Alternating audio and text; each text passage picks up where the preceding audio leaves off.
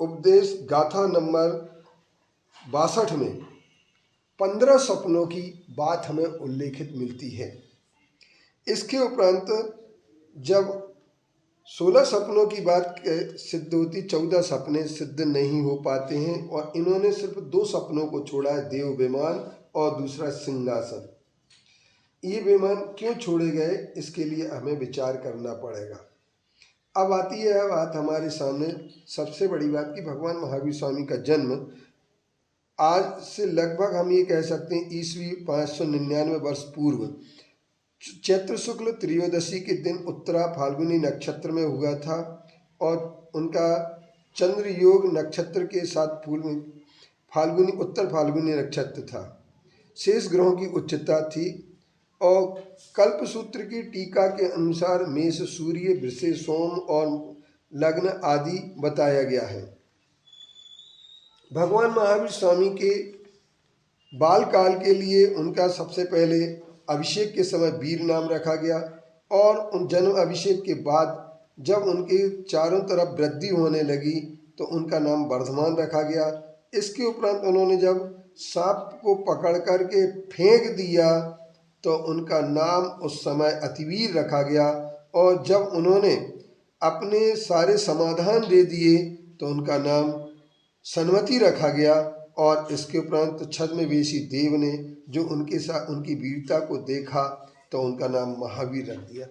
अब एक बात यहाँ पर यह भी श्वेतांबर मान्यता के अनुसार है कि भगवान महावीर स्वामी को भेजा गया विद्यालय में और विद्यालय में भेजने के बाद उनकी पढ़ाई शुरू हुई और सारे उत्तर उनके लिए आ गए, लेकिन भगवान महावीर स्वामी अवैध ज्ञान, मना परे ज्ञान और केवल ज्ञान के धारी थे।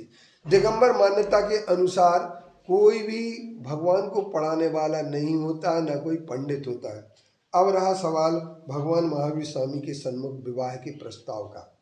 तो भगवान महावीर स्वामी के विवाह के प्रस्ताव के संदर्भ में ये बात आती है कि उनकी यशोदा जो कलिंग देश की रानी थी, उसके गर्भ में आई हुई पुत्री यशोदा के साथ विवाह होने की बात चली थी, लेकिन महावीर भगवान ने उसके लिए असहमति दे दी और उनका विवाह नहीं हुआ।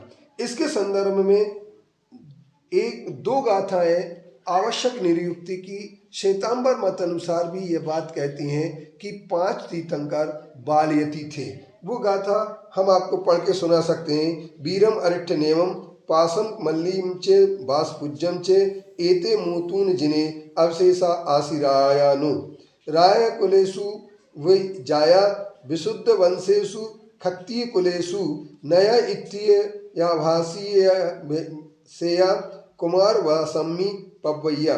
इन 2 गाथाओं 221 और 222 गाथाएं आवश्यक निरुक्ति की हैं। इन गाथाओं में यह बात कही गई है कि भगवान महावीर स्वामी और नेमिनाथ, पार्श्वनाथ, मल्लीनाथ और वासपूज ये 5 तीर्थंकर 5 बालयती हुए हैं, तो इनके विवाह का कोई भी प्रसंग नहीं बनता है। इनके कल्याण विजय जी सूरी जी जो हुए हैं, उन्होंने श्रवण भगवान महावीर नामक एक पुस्तक लिखी। उस पुस्तक में भगवान के महावीर के बारे में संदिग्ध है। उन्होंने लिखा है कि कल्पसूत्र के पूर्ववर्ती किसी भी सूत्र में भगवान महावीर के गृहस्थाश्रम का अथवा उनकी भार्या यशोदा का वर्णन हमारे लिए कहीं भी दृष्टिगोचर नहीं होता है।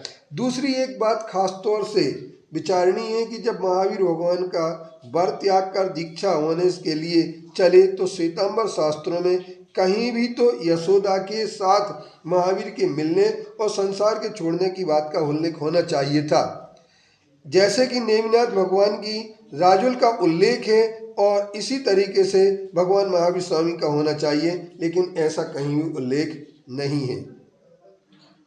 भगवान महावीर स्वामी के निर्माण की बात जहाँ तक आती है तो भगवान महावीर स्वामी का निर्माण कार्तिक कृष्ण अमावस्या को पावापुरी में हुआ और यह एक जो आषाढ़ भ्रामक जानकारियाँ देने में प्रसिद्ध जो एक पंथ विशेष के लोग हैं, जिन्होंने भगवान महावीर स्वामी को आषाढ़ कृष्ण अमावस्या में उनके मोक्ष की बात कही है, जबकि भगवान महावीर स्वामी का मोक्ष होने के बाद दीपावली मनाने के लिए उनके लिए हम लोग कार्तिक की अमावस्या पर दीपावली मनाते हैं। अब क्या श्वेतांबरों के कहे भ्रामक प्रचार के अनुसार क्या दीपावली हम आषाढ़ कृष्ण अमावस्या को मनाएंगे? इस पर विचार करना होगा। इसलिए भ्रामक प्रचार करने में माहिर और छल कपट करने में माहिर लोगों से हमें बचना पड़ेगा।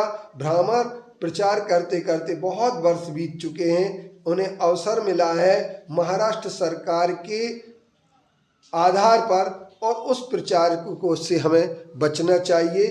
असल और सत्य बात पर भी हमें विचार करना चाहिए।